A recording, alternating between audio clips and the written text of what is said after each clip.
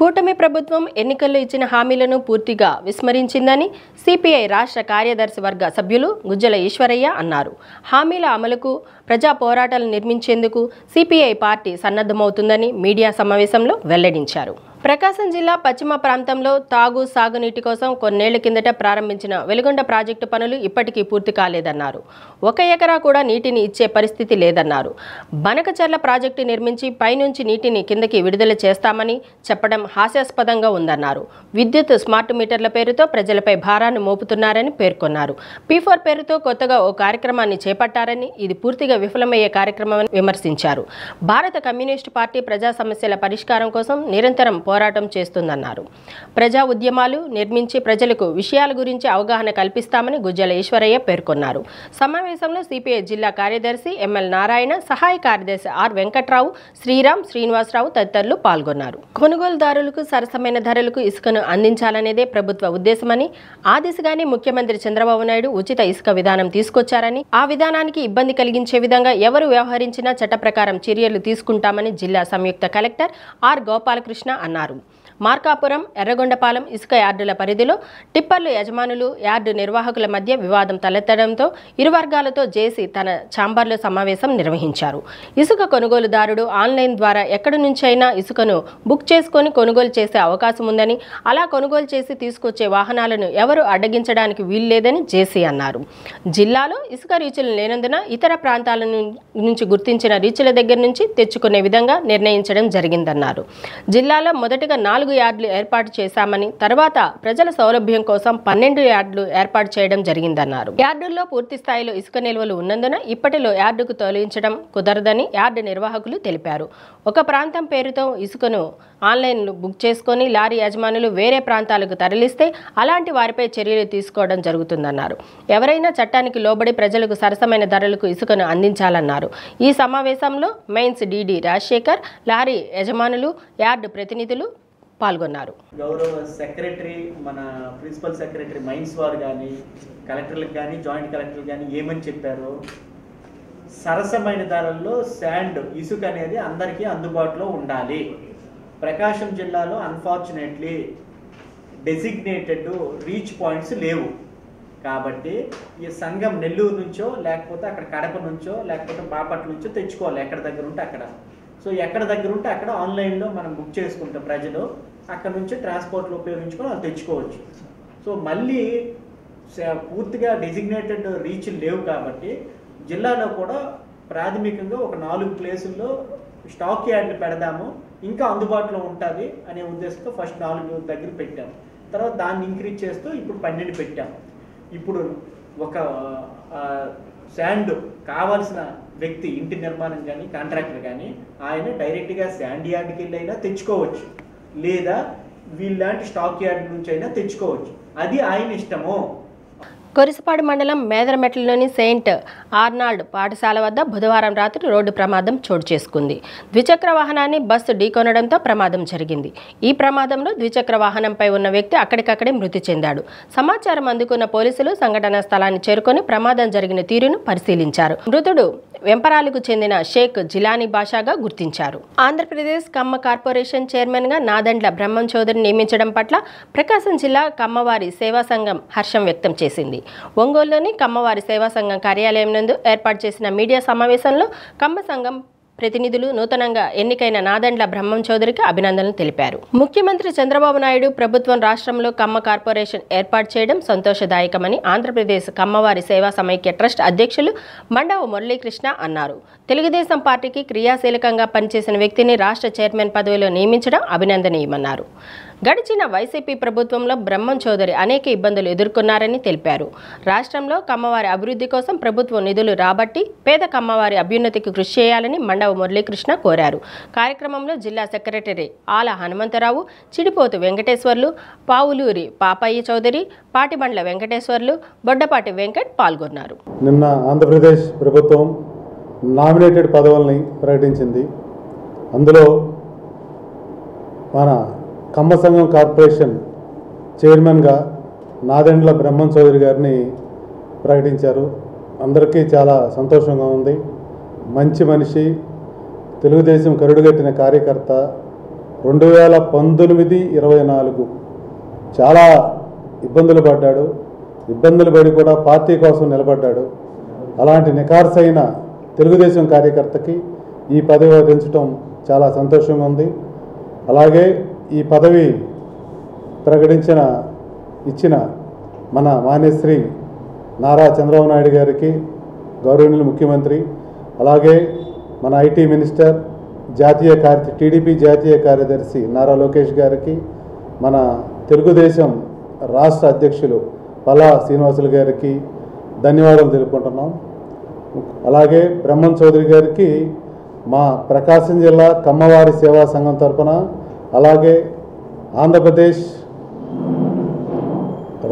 కమ్మవారి సేవా సమైక్య తరఫున శుభాకాంక్షలు తెలుపుకుంటూ, మీరు మరిన్ని పదవులు అధిరోహించాలని, కమ్మవారికి అభివృద్ధికి తోడ్పాటుగా ఉండాలి, మీకు వంతు మీరు ప్రయత్నం చేస్తే మా కృషి కూడా మీకు ఎప్పుడు వెళ్ళగలలా అన్ని సహాయ సహకారాలు అందిస్తాం.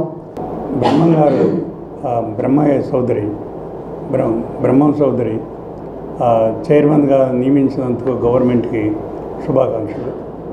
అట్టనే ఈ పేద విద్యార్థులు ఉన్నారు చాలామంది మన కాడ, వాళ్ళకు కూడా దేశమంతా, ఆంధ్రప్రదేశ్ అంతా కూడా వాళ్ళకందరికీ సహాయం చేయాలని, అట్టనే స్టూడెంట్స్కి కానీ, ఆరోగ్యంగా బాగలేని వాళ్ళకి కానీ, ఇంకా వీళ్ళందరికీ సహాయం చేయాలని. ప్రభుత్వం కమ్మ కార్పొరేషన్కి చైర్మన్ను నియమించడం చాలా శుభపరిణామం. వారికి మా ధన్యవాదాలు తెలియజేస్తున్నాం. అదేవిధంగా ఈ కమ్మ కార్పొరేషన్ చైర్మన్గా శ్రీ నాదెండ్ల బ్రహ్మం చౌదరి గారికి చైర్మన్గా నియమించటం, ఆయనకి శుభాకాంక్షలు కూడా తెలియజేస్తున్నాం. Right man in right post అని చెప్పి ఆయన నిస్వార్థపరుడు, మంచి కార్యకర్త, కష్టజీవి. ఆయన ఆధ్వర్యంలో ఈ కమ్మ కార్పొరేషన్ అభివృద్ధి పదంలో నడుస్తుందని చెప్పి, రాష్ట్రంలో ఉన్నటువంటి పేద కమ్మవారి అందరికీ కూడా ఇది మంచి పరిణామం, వారందరికీ కూడా న్యాయం జరుగుతుందని, వారికి విద్యాపరంగా కానీ, వైద్యపరంగా కానీ, ఉపాధి పరంగా కానీ అనేకమైనటువంటి అవసరాలు ఉన్నందువలన వాటిని వీలైనంతగా ఆయన ప్రభుత్వం నుంచి నిధులను రాబట్టి న్యాయం చేస్తారని చెప్పి అనుకుంటున్నాం. అద్దెంకిలో ఈ నెల 10వ తేదీన రామ్నగర్ పెట్రోల్ బంకు వద్ద ఆగి ఉన్న బస్సు నుంచి డీజిల్ దొంగతనం చేసిన 4 నిందితులను పోలీసులు అరెస్ట్ చేశారు. వివరాలు సిఐ సుబ్బరాజు మీడియాకు వెల్లడించారు. పల్నాడు జిల్లాకు చెందిన బాలబాదు నాయక్, తులసి నాయక్, సీను నాయక్, ప్రసాద్ నాయక్లు దొంగతనానికి పాల్పడినట్లు చెప్పారు. వీరి వద్ద నుంచి 150 లీటర్ల డీజిల్, 1 కారును స్వాధీనం చేసుకున్నట్లు సిఐ తెలిపారు. వీరు గతంలో సంతమాగులూరు స్టేషన్ పరిధిలో డీజిల్ దొంగతనానికి పాల్పడినట్లు చెప్పారు. వీరిపై కారంపూడి, బట్టిప్రోలు, బండ్లమెట్ల స్టేషన్లో కేసులు ఉన్నట్లు సిఐ తెలిపారు. 10/8/25 రామ్నగర్ పెట్రోల్ బంక్ దగ్గర పెట్టినటువంటి బస్సు నుంచి డీజే దొంగతనం చేశారని చెప్పి వేరువ శివశంకర్, శరమయ్య అద్దంకి ఇచ్చిన ఫిర్యాదు మేరకు అద్దంకి పోలీస్ స్టేషన్లో 157/25గా క్రైమ్ నెంబర్ నమోదు చేసి ఆ దొంగతనం గురించి గౌరవ ఎస్పీ గారి ఆదేశాల మేరకు చిరాల డిఎస్పీ గారి సారథ్యంలో ఎస్ఐ నరసింహుడు మరియు పిఎస్ఐ గారు క్రైమ్ టీం ఒక టీంకి ఏర్పడి ఆ దొంగతనం గురించి చేసే ఇన్వెస్టిగేషన్లో భాగంగా రాబోయే సమాచారం మేరకు ఈరోజు చిక్కనకొండ ఆంజనేయ స్వామి స్టాచ్యూ దగ్గర వెహికల్ చెకింగ్ చేస్తున్న క్రమంలో నందమూరి వైపు నుంచి ఇన్నోవా కార్, ఈ కారులో అనుమానంతో వస్తుండగా చెక్ చేసిన సమయంలో వారి వద్ద 5 క్యాన్లు, అంటే ఒక్కొక్క క్యాన్లు 30 లీటర్లు ఉంటాయి, సుమారు 5 క్యాన్లు 150 లీటర్ల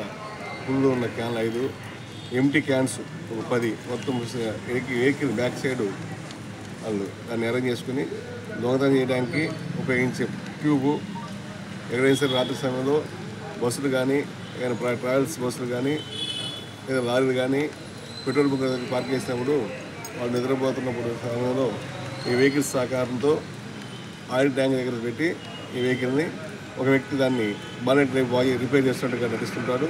మిగతా వాళ్ళు దానికి ఆయిల్ బస్సు కానీ లారీ కానీ ట్యాంకుని బ్రేక్ చేసి పైప్ ద్వారా వాళ్ళ దగ్గర ఉన్న ఆర్డర్ అరేంజ్ చేసుకుంటే వెహికల్ దాన్ని అరేంజ్ చేసుకుంటే క్యాన్లకి యాయిని నింపుకోవడం జరుగుతుంది. ఈ విధంగా ఇందులో దాదాపు ఒక 10 కేసుల పైన గతంలో ఉన్నాయి. ఇదేవిధంగా సంతమౌరు పోలీస్ స్టేషన్లో కూడా 26/6/25న ఈ నలుగురు పైన ఒక కేసు నమోదైంది. ఆరు కూడా సుమారు 600 లీటర్లు ఆయిల్ దొంగతనం జరిగింది.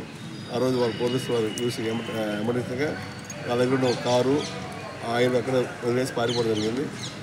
అది మళ్ళా మన ఏరియా కూడా ఇది 10వ తారీఖు 10/8/25 రాత్రి అఫెన్స్ చేయడం జరిగింది. ఈరోజు వాళ్ళని 99 స్టాక్ దగ్గర అరెస్ట్ చేసి కోర్టులో ప్రొడ్యూస్ చేయడం జరుగుతుంది. మొక్కజొన్న పొలాల్లో నీరు నిల్వ లేకుండా చూసుకోవాలని మండల వ్యవసాయాధికారి కొర్రపాటి వెంకటకృష్ణ సూచించారు.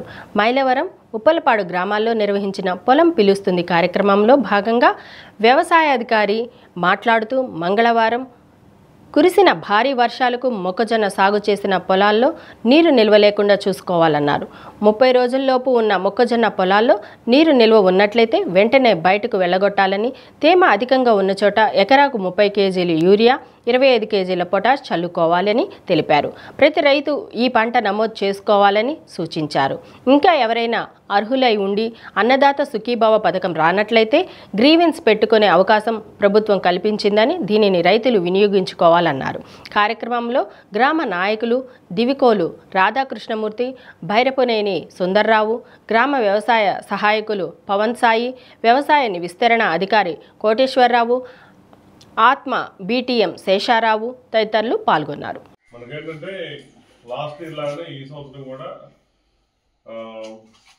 అన్నదాత సుఖీభావ ఈ సంవత్సరం మనకి ఇప్పుడు వేసిన దాంట్లో ఎవరైనా 25వ తారీఖు దాకా మనకి గ్రీవెన్స్ పెట్టుకోవచ్చు. ఎవరైనా పడని వాళ్ళు ఉంటే మనం గ్రీవెన్స్ పెట్టుకుంటే వాళ్ళకి ఏమంటే మళ్ళీ ఈ నెలాఖరులో మళ్ళీ వేస్తారు.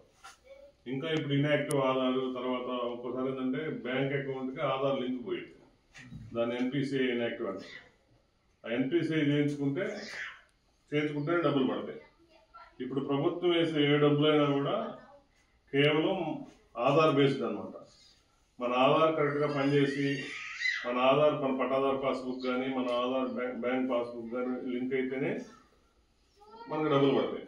అది ఎక్కడ లింక్ పోయినా కూడా మనకు డబ్బులు ఆగిపోతాయి. అందువల్ల ఏంటంటే ఎవరైనా ఇట్లా ఉంటే వెంటనే పోయి బ్యాంక్ వెళ్ళి లింక్ చేయించుకుంటే వాళ్ళకి వెంటనే అమౌంట్ వేస్తారు. ఇప్పుడు తర్వాత మళ్ళీ అక్టోబర్లో మళ్ళీ 7,000 రూపాయలు వేస్తారు. రాష్ట్ర ప్రభుత్వం 5,000, అలానే కేంద్ర ప్రభుత్వం 2,000, మొత్తం 7,000 ఇప్పుడు ఆగస్టులో వేశారు. మళ్ళీ అక్టోబర్లో కూడా వేస్తారు. మళ్ళీ 3వ విడత జనవరిలో వేస్తారు 6,000. కాబట్టి ఎవరన్నా ఉంటే తప్పనిసరిగా చేయించుకోండి. ఇంకొక ముఖ్యమైన విషయం ఏంటంటే ఈ పంట నమోదు. మన దగ్గర అంతకుముందు ఏంటంటే గతంలో పంట వేసిన దగ్గర చేసుకుని వెళ్ళేవాళ్ళు, ఇప్పుడు అట్ట కాదు. ప్రతి సర్వే నెంబర్ కూడా మనం తప్పనిసరిగా టచ్ చేయాలి. కంపల్సరీగా ఆ ఫీల్డ్కి వెళ్ళి ఫోటో తీసుకోవాల్సిందే. మీరు ఎవరైతే చేయించుకోరో రేపు అక్టోబర్లో మనకి అమౌంట్ పడదు. అర్థమైందా? అక్టోబర్లో మీరు ఈ పంట నమోదు చేసుకోకపోతే వాళ్ళ రైతులుగా గుర్తించరు. అందువల్ల ఏంటంటే మీరు తప్పనిసరిగా మీరు జామాయిలు వేయండి, సుబాబులు వేయండి, మేత ఉండవండి, కంది, మినుము ఏ పంట అయినా కానివ్వండి, వరి, మొక్కజొన్న ఏ పంట అయినా కానీ వేసినా కానీ మీరు ఏ పంట వేసారనేది మనం తప్పనిసరిగా నమోదు చేయించుకుంటేనే మీకు ఈ అన్నదాత సుఖీభావ కానీ లేకపోతే ప్రధానమంత్రి పిఎం కిసాన్ డబ్బులు కానీ పడతాయి. కాబట్టి తప్పనిసరిగా మీరు అందరూ కూడా ఇది ఉపయోగించుకోండి. తర్వాత ఈ మినీ